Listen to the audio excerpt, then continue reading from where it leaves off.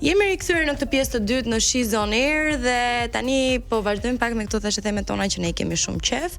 Dhe do ndalesha në një thashë themë në fakt që ka bërë goxha zhurmë këtë javë dhe ka qenë Elsa Lila. Elsa Lila, e cila është gjendur në 2 podcaste në të njëjtën kohë, ku në njërin prej tyre, domethënë ka dalë si 2 personazhe të ndryshme. Në njërin prej tyre ka qenë goxha e qetë, goxha pozitive. Ndërkohë tek tjetri është gjykuar goxha për mënyrën se si është shprehur, mënyrën se si ka folur.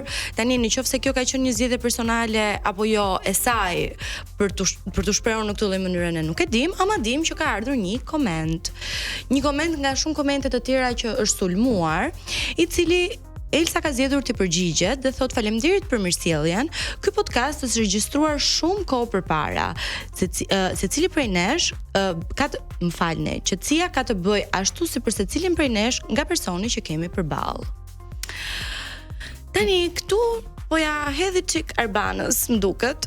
Jo çik po shumë. Këtu Elsa po thekson që podcasti i parë që është zhjiruar është podcasti me Grida Dumen dhe aty po jep gjitha kreditet sepse po i thotë që në bazë të ke përballë ti do shfaqesh një pjesë më të mirë tënde. Shikoni sa e ka theksuar fjalën shumë kohë më parë, kupton? Po, pra, domethënë ajo nuk ka ta themi ship, nuk ka qenë e qetë përballë Arbanës. Dhe kjo është një pikpyetje shumë e madhe. Po, kjo domethënë po flasim për 2 moderatorë të cilat kanë shumë eksperiencë. Dhe në momentin që ajo e sulmon në këtë lloj mënyre, domethënë që këtu çalon diçka. Se si, se qysh, se tek, se çfarë mund të ketë ndodhur brapa skenave. Mbase ka Arbana shpërdor diçka që e kanë nxjerr nga vetja. Po, e kanë nxjerr pak nga vetja. Ka një far konflikti ku Elsa po tregonte disa brapa skena që mund të fliten dhe Arbana normalisht si moderatore ka mbrojt është ndjer e përdorur. Është ndjer e përdorur edhe unë e mendoj. Dhe plus ai shumë që ju sapo pat për mendimin tim tregon atë pjesën që kanë nxjerr emisionet jo në kohët që ato dalin zakonisht. Edhe prap aty po jep meritat Grides. Sa ka qenë një luftë e heshtur në thonjza se zhurmën e bëri goxha të madhe. Dhe kur ban ndoshta u bë pak Elsa. Po gjithsesi, kalojmë pak në këto haramet këtej nga anët tona. Xheneta në trotuar është bërë pjesë e një videoklipi dhe shprehet se ato jetë. Po kam shumë qejf ta them. Nevina e pyet Xhenetën dhe i thot çfarë është për ty haram? Dhe haram për mua është Xheneta, çdo dorë që e ka prekur dhe çdo sy që e ka parë. Si e komentoni ju? Pra i drejtohet një ish partneri. Është bukur një herë, më pëlqeu. Një tradhtie do thoja unë. Pas që kam deshifruar më është shumë kohë në të vërtetë, kam arritur ky konkluzioni. Flitet për tradhti. Dhe faji këtu i ngele. Po, madje Nevina e pyet dhe i thotë që kujt ja vë ti fajin, djalit apo vajzës për haramin? Dhe ajo thot vajzës më shumë se sa djalit. Si gjykoni ju këtë?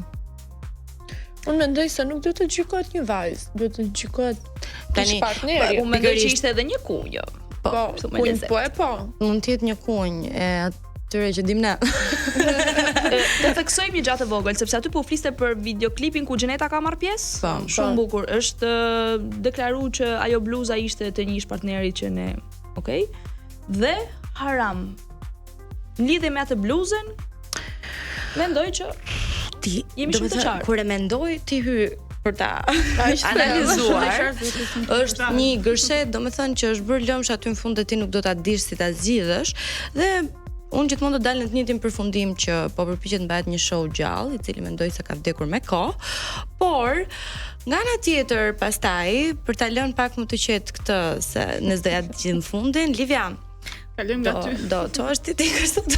Tani sa diskutojmë. Ose mbyll veshët. Por do thoja edhe një diçka që se kjo ishte një kunjë për Eglin, mendoj që në këtë rast nuk qëndron fare me historinë siç ne e njohim, besoj. Si e mendoni ju vajza? Jo, jam shumë dakord. Nuk ka sepse s'ka lidhje. No. Nuk ka lidhje fare për mua. Po, unë në fakt një gjë që doja dija a ka lidhje është shëndeti me Vlanit me vëmendjen tënde. A do me Vlani të marrë vëmendjen tënde Livia duke postuar një story me serumin të Dora? Çka ka ndodhur si me Vlanin? Ja, kthej çik kokën mbrapa. Me Vlanin e kemi në spital. Dhe nuk është mirë, më mirë do bëhet, thot po mirë s'është. Tani më mirë do bëhet me Vlani apo ti dhe me Vlani? Si është muhabeti? nuk e kuptoj sepse unë përfundoj gjithmonë duke fol për Meblanin. Tani ti me Blanit ti ke shkruar i ke thënë Nuk kam nevojë të shkruaj Meblanin si kokra mollës e keni çfarë po thoni. E ndjen mi ajo. Ja, ai ka bërë fotografin, super djali. Do bëhet më mirë. Ajo që e nje, ja, ditë të thot. Në fakt, duke e njoh pak personalitetin e Meblanit, që është pak gaforre kështu, okay, do të bëj çik. Ka ndodhur në disa raste, po flas për eksperiencat e mia personale ku jo po aksident, ja, mund t'ju tregoj një diçka. Do pak show, ë? Nuk është e drejtë që unë ta flas të gjapo që po e tregoj. Është një gjë që ka lidhje me historinë tonë, se dëgjon njëri po hose ne jemi. Kërkuese të fix.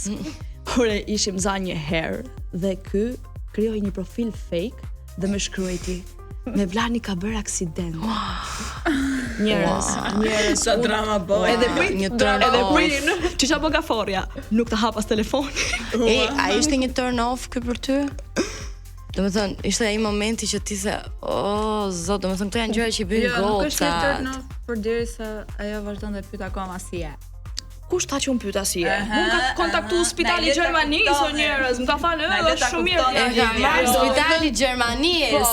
Patjetër, po. Domethënë, kjo lidhje ka shkuar deri në Gjermani. Sigurisht duke bërë sulmin, ishte duke thritur emrin e Livias me shumë mundësi dhe prandaj ka marrë spitalin telefon. Jeni shumë të qija. Ja, jeni të drejta, aty që ke ngjitur. Megjithatë nuk dia si gjash, shpresoj që Mevlani të jetë mirë. Me çka këngë do ta përshëndesësh Mevlanin që të shërohet. Alo ambulancë.